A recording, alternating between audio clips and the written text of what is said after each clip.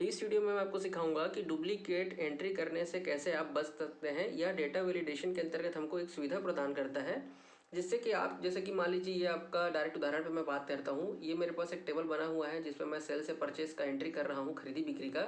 तो यहाँ पर जब भी आप सामान खरीदते हैं, आपको बिल नंबर मिलता है और आप सबको पता है कि एक बिल नंबर जो है एक ही बंदे को इशू होता है। ऐसे दो नहीं होगा कि दो बिल, एक ही बिल नंबर दो अलग अलग को इशू हो जाएगा, है नहीं। तो वहाँ पर आज यदि आप सामान बेच रहे हैं तो वहाँ पर आपसे गलती ना हो कि सेम बिल नंबर दो अलग अलग व्यक्ति को इशू हो जाए। बाद में यदि आप टैली कर रहे हैं कितना सामान बिक्री खरीदी किए, तो वहाँ पर आप जो है आपको दिक्कत हो सकता है यदि दो एक ही नंबर का दो जो है बिल आप लोगों को इशू कर रहे हैं, या आपने जो सामान खरीदा उसमें सेम जो है आपका इनवाइस नंबर लिखा हुआ है। तो इस स्थिति से बचने के लिए आपको जो है ये जो है फंक्शन बहुत काम आएगा कि डेटा वैलिडेशन के अंतर्गत कैसे आप डुप्लीकेट एंट्री को प्रिवेंट कर सकते हैं।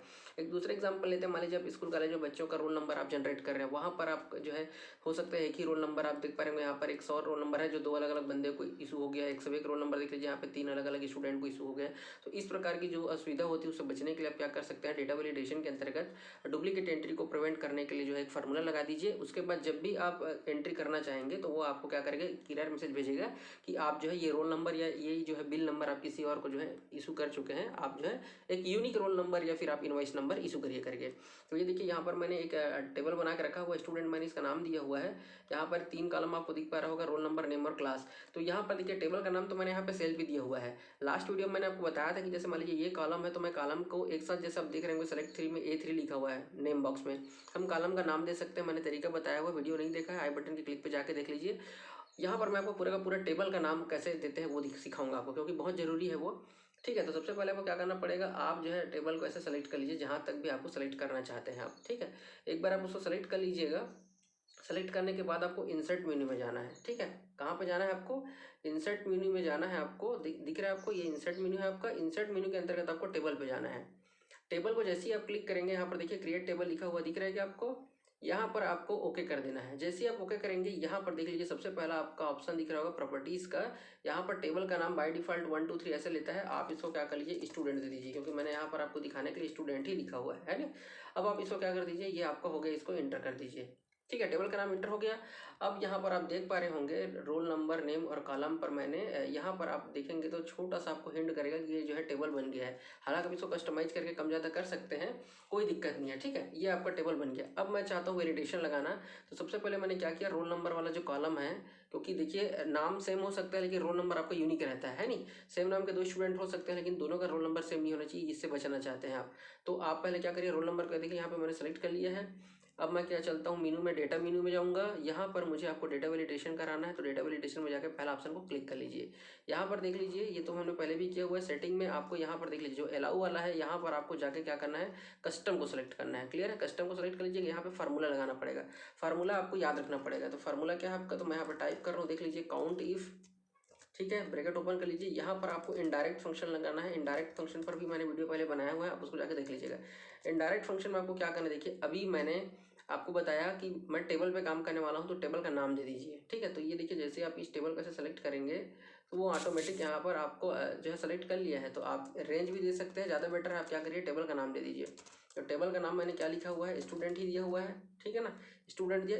स्टूडेंट के अंतर्गत मैंने वैलिडेशन किस पे मैं चाहता हूँ, रोल नंबर पर ही, जो यूनिक रहता है उस पर ही वैलिडेशन लगाइएगा। तो यहाँ पर उस कॉलम का नाम लिखिए जिस पर आप जो है वैलिडेशन लगाना चाहते हैं, जिसकी डुप्लीकेट एंट्री ना हो। ये देखिए मैंने यहाँ पर लगा दिया है।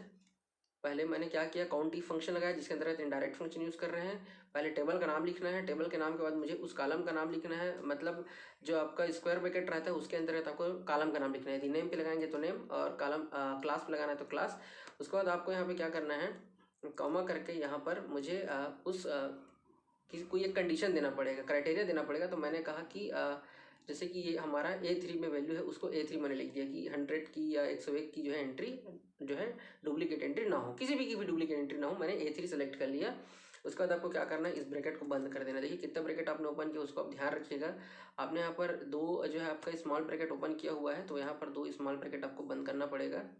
तो एक जो है आपको यहाँ पर बंद करना पड़ेगा, स्टूडेंट को जो है कॉलम के जस्ट बाद।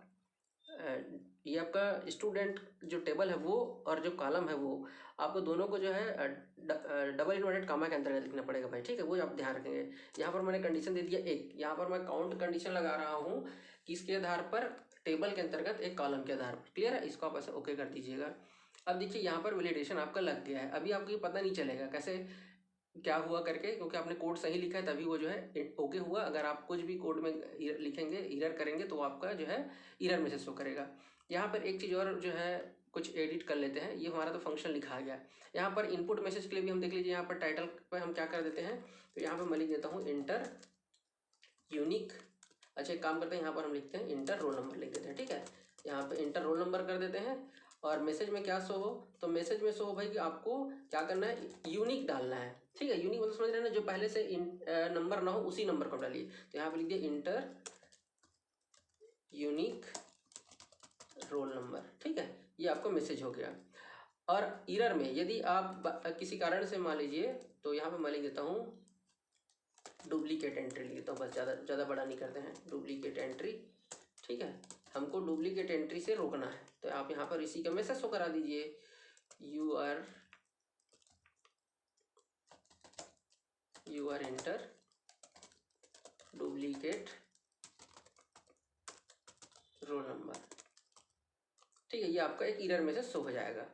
वैसे बाय डिफ़ॉल्ट भी ये मैसेज शो करता है, लेकिन आप अपना जो है कस्टमाइज करके अपना बना सकते हैं। इसको क्या कर दीजिए।